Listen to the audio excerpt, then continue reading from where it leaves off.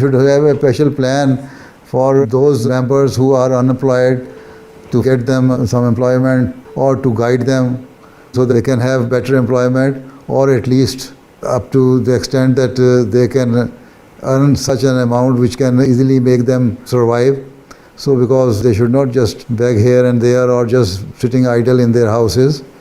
So there should be some proper plan for it, and some other plans that how can you make the members of the Jamaat the best asset for the Jamaat, or not only those people who are sitting idle. If they are school going, they should go to school. If they complete their studies, then they should be earning members of the Jamaat so that they can be useful for their families and Jamaat as well. Right? Yes. Otherwise, I think you don't have so many disputes. There are very minor disputes which can easily be solved.